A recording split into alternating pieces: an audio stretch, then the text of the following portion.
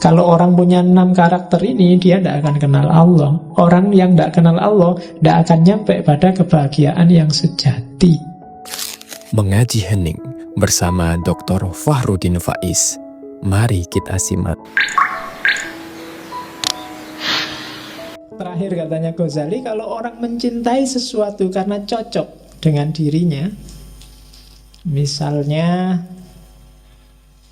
kamu baik, suka juga sama orang baik. Kamu orangnya suka makan, kamu juga suka sama orang yang suka makan. Kamu orangnya suka humor, kamu senang juga orang sama suka humor, dan seterusnya. Kalau kamu jeli, coba kamu cek bahwa Allah sangat sesuai dengan dirimu, dengan hidupmu. Kamu apa aja, Allah ada mahanya. Kamu adil, Allah maha adil. Kamu suka kedekatan, Allah maha dekat. Kamu suka keakraban, Allah maha akrab. Ya kan, Ra'uf, Rafiq, dan seterusnya. Bahkan kamu suka ketegasan, Allah syadidul iqab pada yang salah. Ada semua, mesti cocok. Makanya para sufi selalu nyuruh kita takholak bi ahlakillah. Tirulah karakternya Allah. Kenapa kok bisa ditiru? Karena sama, sekufu sama kita meskipun beda level.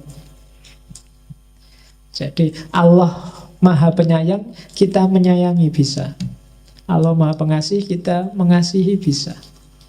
Berarti sepadan. Harusnya kita jatuh cintanya sama Allah, katanya Ghazali. Lah kok bisa kita jatuh cinta pada yang bukan Allah? Pasti kamu sedang ketipu, katanya. Kamu ndak pol jatuh cintanya. Kamu masih main di level bawah. Coba pikir lagi, apa sih yang bikin kamu jatuh cinta sama harta? Harta bikin saya enak, Pak. Loh, Allah jauh lebih dari itu. Harta memenuhi kebutuhanku, Pak. Allah sejak dulu sebelum kamu lahir masih di perut ibumu dipenuhi kebutuhanmu. Apa yang bikin kamu jatuh cinta sama lawan jenismu? Ya enak, Pak. Enak apa nih, belum kawin? Ya kan? Loh, Allah berkali lipat bikin kamu enak, bahkan gak cuma lewat jalur itu. Lewat jalur makan, lewat jalur ilmu, lewat jalur minum, lewat jalur persaudaraan, persahabatan, kekeluargaan. Itu kan nikmat-nikmat yang luar biasa. Harusnya kamu jatuh cinta dong pada Allah, bukan pada yang selain Allah. Nah, itu argumennya Ghazali. Nah, ini kalimat tak potong dari Kimia Usaada. Kebahagiaan tertinggi bagi seorang awam adalah surga. Sementara kebahagiaan tertinggi bagi orang-orang khawas adalah ridhonya Allah. Jadi surga itu iming-iming bagi orang biar dia jalan menuju ridhonya Allah. Sama kayak anak kecil itu loh, ketika dia belum bisa jalan berdiri, untuk mancing dia bisa berdiri, ibunya ngasih, ayo pisang, ayo, pokoknya kegemarannya dia ditaruh di depannya biar dia berdiri meraih itu. Cuma targetnya ibunya biar anak ini berdiri dan bisa jalan. Ya kalau dia nyampe dikasih si pisang itu, tapi intinya kan alhamdulillah sekarang bisa jalan. Jadi itu logikanya surga sama ridhonya Allah. Kalau kamu menuju surga, kamu dapat ridhonya Allah. Dan juga sebenarnya kalau kamu menuju ridhonya Allah, surga jadi nggak penting. Kalau kamu sudah jalan seperti maunya ibumu tadi, pisangnya nggak penting lagi. Jadi ya dulu mungkin orang apa-apa kan serba matematis, sama Allah juga dagang. Kalau gini untungnya apa, kalau gitu untungnya apa. Sementara mikir abstrak agak susah. Maka ditawarilah dengan jannah, dengan surga yang ilustrasinya sangat fisik. Ya sesuai jangkauan pikiran masyarakat zaman itu. Bahwa di surga besok ada kolam susu, kolam madu, ada bidadari, itu kan fisikal. Tapi puncaknya adalah sebenarnya keridhaan Allah. Apa ndak boleh Pak saya mimpi ke surga? Boleh. Jalan menuju surga adalah jalan yang sama sebenarnya menuju keridhaan Allah. Cuma kalau terminal akhirmu surga dan kamu berhenti di situ, matok di situ, mungkin kamu nggak ketemu keridhaan Allah. Akhirnya ibadahnya jadi matematis, disuruh apa-apa dihitung. Kalau saya sholat duha untungnya apa? Wah, rezekimu lancar, oke. Ya kan? Kalau saya sholat tahajud apa? Wah, semua kebutuhanmu dipenuhi, oke. Kan selalu gitu kamu negosiasi. Begitu kamu sholat duha lama, rezeki tidak lancar-lancar Pak. Jangan-jangan bohong. Nah, ya kan? Karena kamu pertimbangannya matematis, seolah-olah Allah nggak ngasih apa-apa padamu. Karena hitunganmu ya harus kaya dengan sholat duha. Kalau saya sodakoh 1.000, nanti dapatnya 70.000, benar kok Pak? Iya, janjinya Allah. Begitu nggak dapat 70.000, wah bohong kan mana? Ya kan? Jadi itu yang manusia awam, katanya Ghazali, mikirnya selalu ke situ. Tapi ya enggak apa-apa, karena itu jalur yang sama kok menuju keridhaan Allah. Kalau memang enggak nyampe ya harus begitu retorikanya. Cuma semua inna lillahi wa inna ilaihi, bukan wa ilal jannah. Semua dari Allah dan akan kembali ke Allah. Oke, terus ya. Nah, tadi kenapa kok kamu gagal mencintai Allah? Kenapa kok kamu gagal kenal sama Allah? Ini Ghazali mengidentifikasi. Ada 6 orang, ada 6 sebab. Yang pertama adalah kamu tidak yakin Allah itu ada. Jadi contohnya orang-orang kafir. Kita punya gaya ini mungkin di level tertentu nggak sedahsyat orang kafir. Tapi puncaknya yang jelas orang kafir. Dia tidak ngakui kalau Allah itu ada. Dia menganggap dunia seisinya ini ada dengan sendirinya. Ya mungkin karena kombinasi antara zat apa, sel apa, dan seterusnya, dunia ini ada. Katanya Ghazali, orang-orang ini kurang piknik. Bahasamu kan gitu sekarang. Jadi orang-orang ini nggak pernah piknik. Itu kayak orang yang melihat tulisan tapi nganggepnya tulisan itu ujuk-ujuk ada. Ujuk-ujuk tiba-tiba ada. Yang nggak Jawa kan bingung kamu memahami ujuk-ujuk. Jadi ada gaya orang kayak gini. Orang yang nggak yakin Allah itu ada, ya nggak akan mengenal Allah. Kita kadang-kadang gitu kan, keyakinan kita, Allah kan sering bilang ana inda dzonni abdi.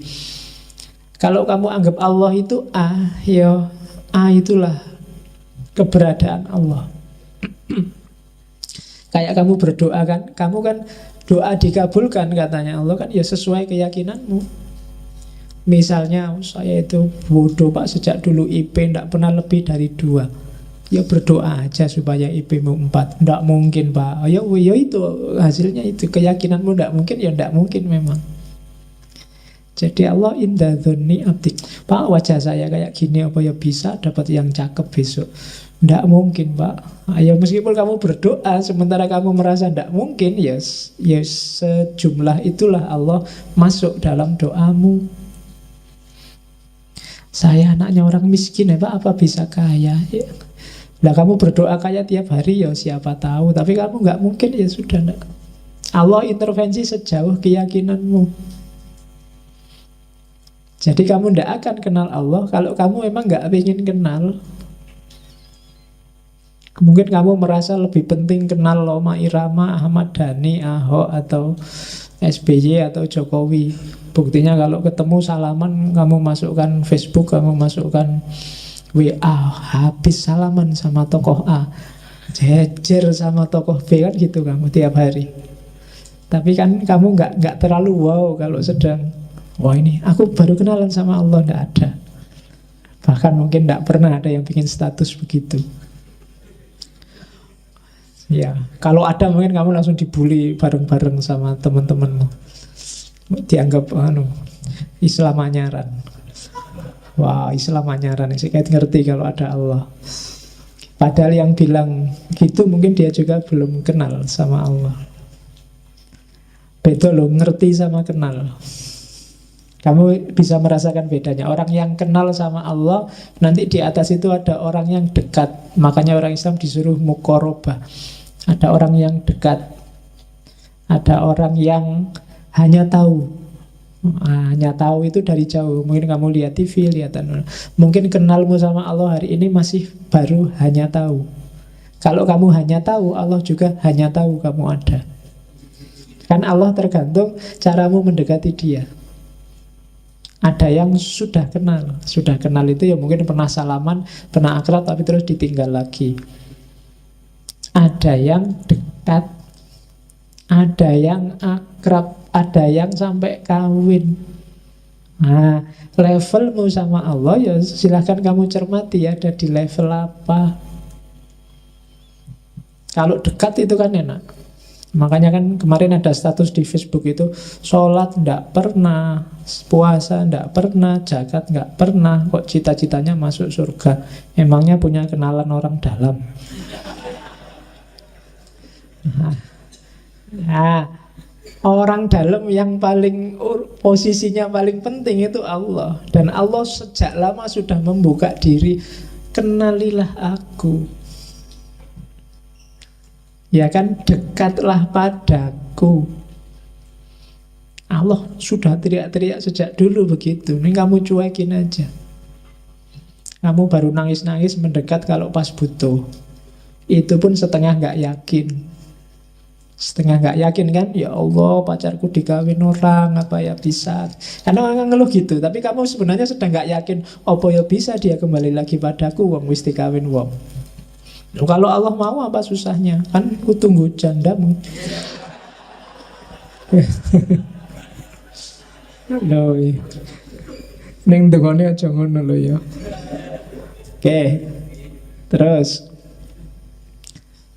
sejumlah orang, ada juga orang yang tidak percaya akhirat. Ini juga orang yang susah untuk dia kenal, apalagi cinta sama Allah. Biasanya orang-orang materialistik. Katanya Ghazali, orang-orang ini menganggap diri mereka tidak lebih baik dari hewan atau sayuran. Mereka menganggap diri mereka musnah begitu saja. Kalau mati ya wis entek ceritane. Ada orang yang begitu. Dan yang kayak gini ya tidak mungkin kenal Allah. Seandainya kenal ya tidak ke Allah yang sejati, tapi Allah sesuai kepentingannya. Yang ketiga, ada Allah yang dia kenal, cuma dia sakarepe dhewe. Itu orang yang bilang Allah itu tidak butuh kita, tidak butuh sholat kita, tidak butuh puasa kita. Apa sih gunanya puasa kita yang kayak gitu ke Allah, sholat kita yang kayak gitu ke Allah? Sudahlah, biar aja, nggak usah. Yo percaya Allah tapi nggak pakai ibadah-ibadahan lah, Allah emang butuh itu. Yang kayak gini juga nggak akan kenal, nggak akan sampai pada Allah. Jadi ibadah itu, sholat, puasa, zakat, itu katanya Ghazali kayak dokter. Allah nyuruh kita sholat, zakat, puasa, kayak dokter ngasih kita resep. Ya bisa sih kita cuek aja, resep ya resep. Emangnya kalau nggak tak tebus, nggak tak beli, mau apa dokternya? Ya dokternya katanya Ghazali ya memang nggak ngapa-ngapain, cuma yang rugi kamu nggak jadi sembuh, sakitmu permanen, cepet mati. Loh iya kan, kalau kamu nggak manut sama dokter kan itu. Dokter sudah teriak-teriak bilang, ojo ngerokok. Contohnya rokok emang keretis. Itu hati-hati jantungmu misalnya. Alah, sejak dulu ngerokok juga ndak apa-apa. Terserah dokter mau ngomong apa. Ya dokternya nggak kena efek apa-apa. Ya yang batuk juga kamu, bukan dokternya. Yang merokok membunuhmu itu kan di covernya rokok itu ya dirimu, bukan yang lain. Nah itu analoginya Ghazali.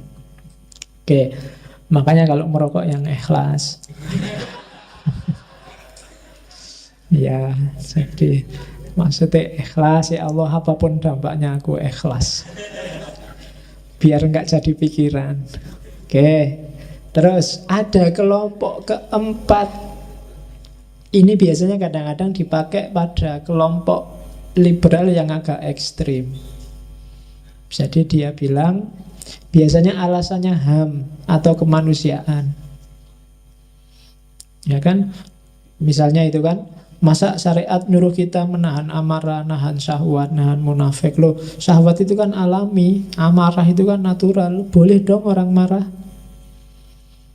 Seks itu kan dorongan alamiah. Kalau aku suka, dia suka, tidak ganggu orang lain, ngapain yang lain cerewet. Itu kan mikirnya alamiah kok. Nah, cara mikir kayak gini, katanya Ghazali, dia sebenarnya sama, kurang piknik. Jadi mikirnya setengah-setengah. Iya bener, itu dorongan alamiah. Agama juga nggak nyuruh mengeliminasi dorongan itu, cuma diatur. Agama cuma ngatur, akalmu juga ngatur. Biar apa? Hidupmu semakin berkualitas, hidup ini nggak kacau. Kalau kamu seks bebas, bebas-bebas, rusak hidupmu. Tiap kali ketemu perempuan, ayo, oke, kamu juga oke, aku oke, ayo. Kalau ngono,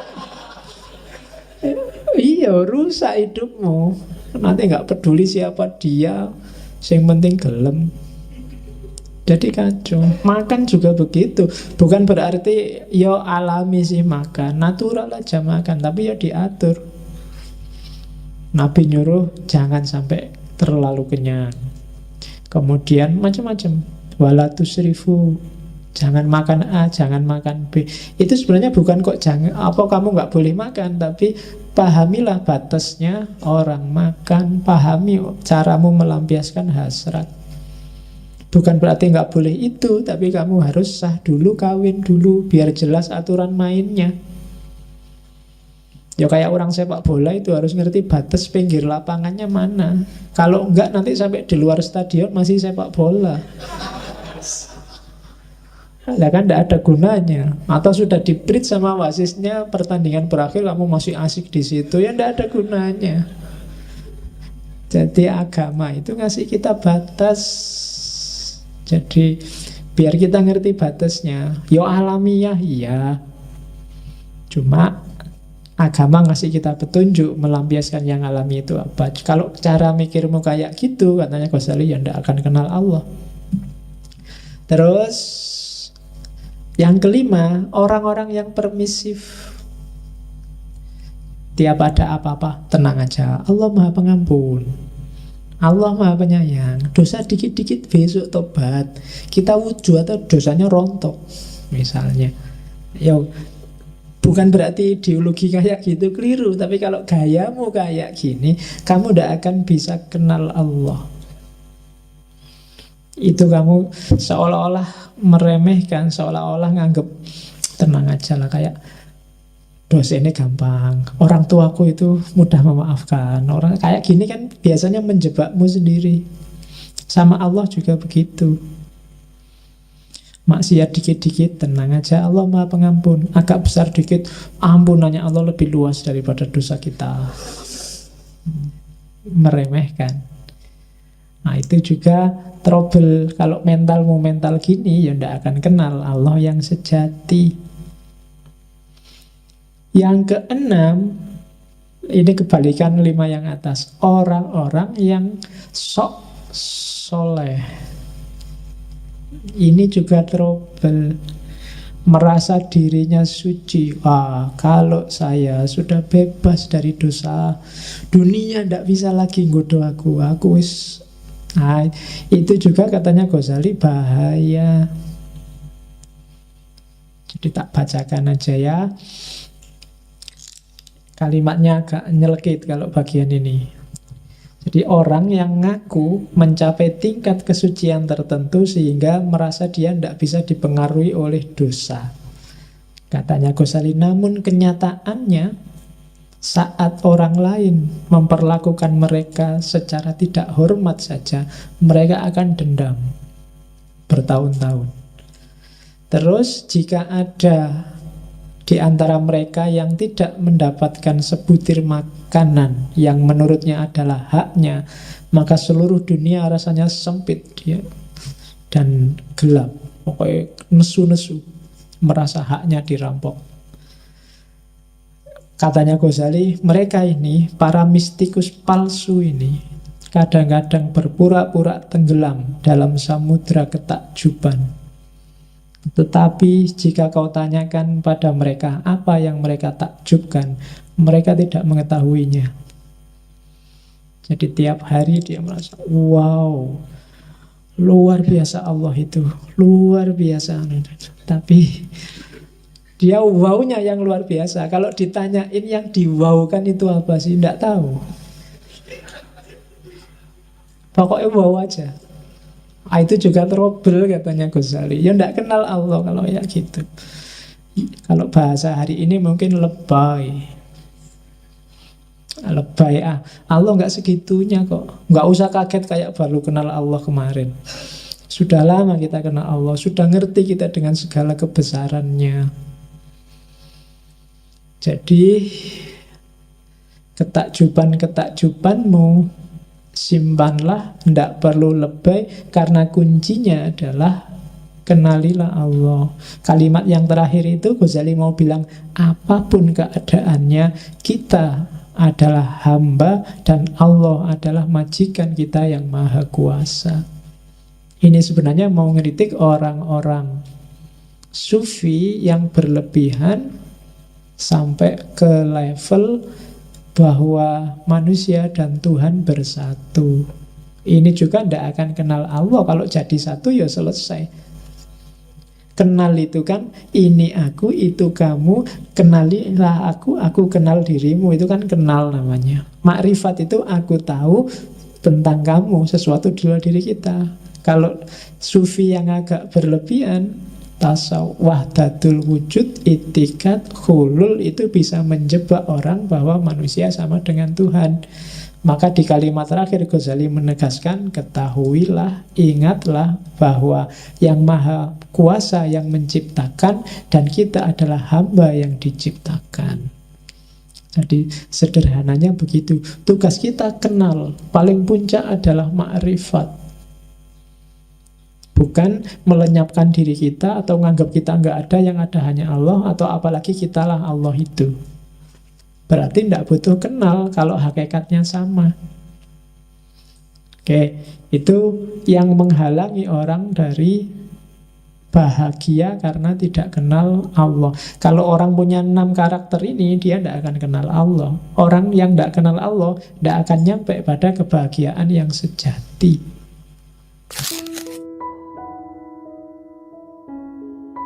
Terima kasih sudah menyimak. Semoga channel Mengaji Hening bersama Dr. Fahruddin Faiz selalu bisa memberikan ilmu, motivasi, dan kebermanfaatan. Salam sehat dan bahagia.